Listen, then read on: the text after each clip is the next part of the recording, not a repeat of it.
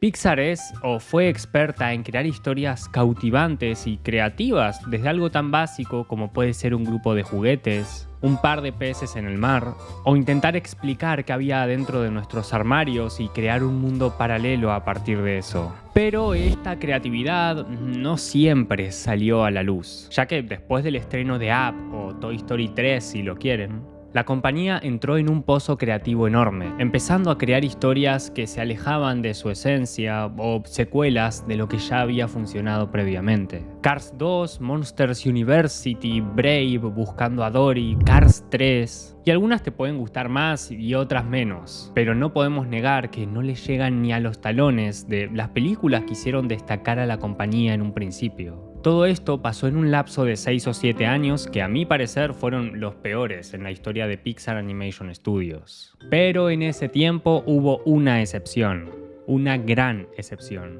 que llegó para dar el destello de creatividad dentro de un mar de escasez de la misma. Y sí, estamos hablando de Intensamente, o Inside Out, donde Riley, una niña de 11 años, se muda junto con su familia a la ciudad de San Francisco. Y las 5 emociones de su cabeza, alegría, temor, desagrado, tristeza y furia, van a tener que atravesar junto con ella el duelo que un cambio así conlleva, tratando de manejar sus decisiones y mantener el equilibrio en la vida de Riley.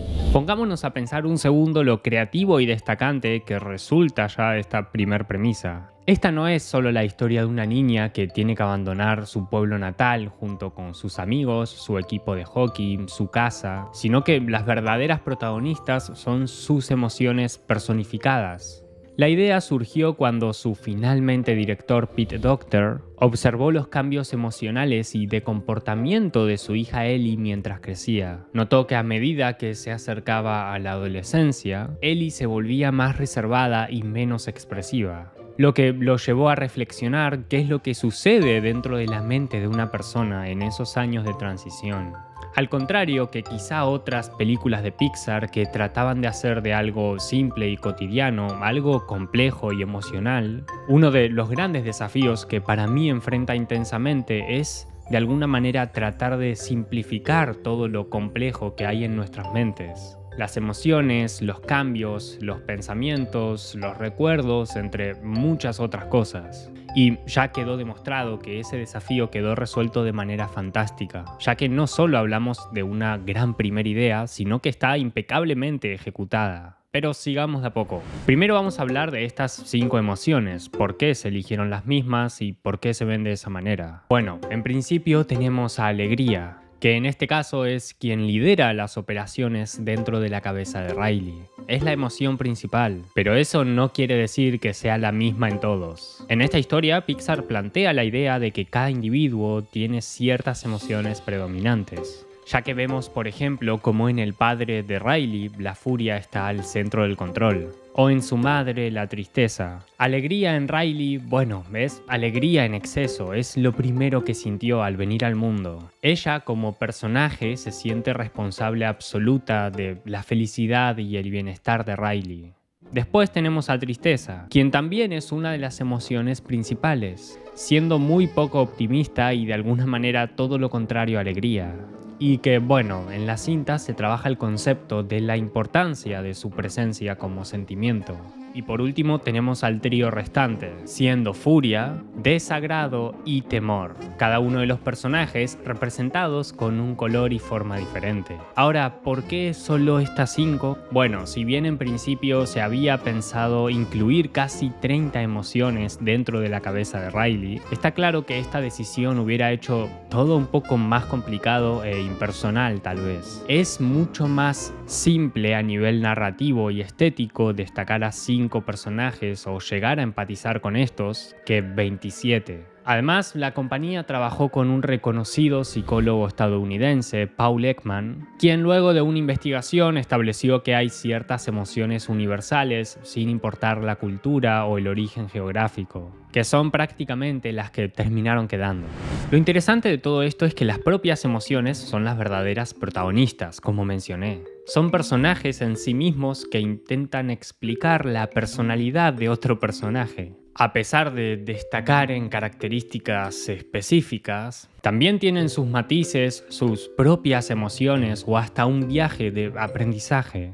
En este caso, alegría y tristeza son quienes toman más protagonismo en la historia, pero no son solo dos emociones. Sí, tenemos a Riley teniendo que aceptar una nueva vida y lo que ella siente a partir de eso. Ese es el contexto externo, pero a la vez está alegría en su mente sintiéndose responsable de su felicidad, creyendo que todo se soluciona con una buena cara y que tristeza solo empeora las cosas. Riley no es capaz de aceptar ni de expresar todo el dolor que está sintiendo a partir de todos sus cambios, así como alegría no permite que tristeza tome el control en ningún momento, debido a que no es capaz de entender su importancia, ni que la propia alegría no existiría sin la propia tristeza.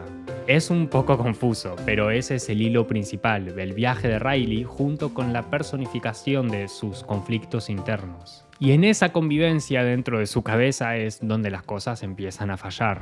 Uno de los momentos esenciales en la cinta es cuando Tristeza toca uno de los llamados pensamientos centrales, siendo este de los recuerdos alegres más importantes para Riley y lo transforma en algo triste, haciendo que llore en medio de su primer día en la nueva escuela. En ese momento no solo se crea un nuevo pensamiento central de color azul representando la tristeza, que es algo que nunca había pasado, sino que luego de discutir, alegría y tristeza terminan saliendo expulsadas por el conducto de succión del centro de control de emociones, perdiéndose junto con todos sus pensamientos centrales dentro del mundo de la mente de Riley, quedando a cargo furia, desagrado y temor, mientras ellas buscan la forma de regresar y poner en su lugar esos recuerdos esenciales que hacen que Riley vuelva a ser Riley.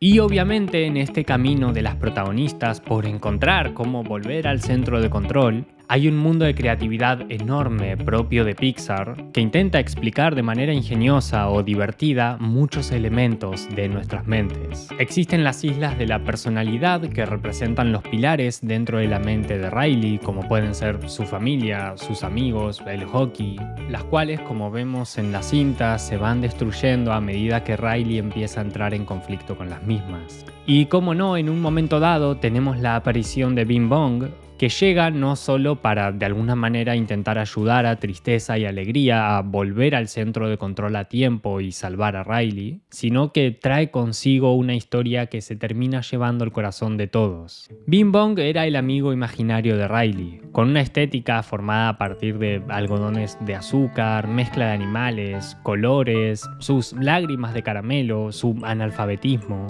apuntando acertadamente a representar una creación de la imaginación infantil. Pero bueno, junto con Alegría y Tristeza recorren lugares sumamente interesantes y creativos como la Fábrica de Sueños, donde figuras antropomórficas actúan y crean los sueños de Riley mientras duerme.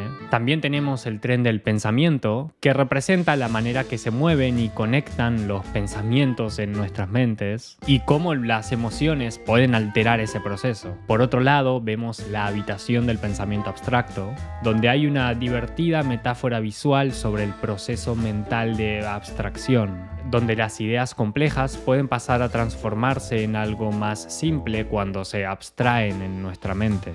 Cabe mencionar que en este camino de buscar cómo volver al centro de control, vemos un comportamiento de Alegría algo soberbio, queriendo controlar la situación en todo momento, con positividad como si solo eso fuera suficiente y opacando a Tristeza. Y mientras todo eso sucedía internamente, furia, temor y desagrado, que habían quedado a cargo de las acciones de Riley, digamos que no lograban llevarlo de la mejor manera. Riley no paraba de mostrarse desinteresada, molesta, atemorizada. Y sin sus pensamientos centrales, no era Riley, por lo que no era capaz de mantener los pilares de su vida, ni mucho menos estar bien.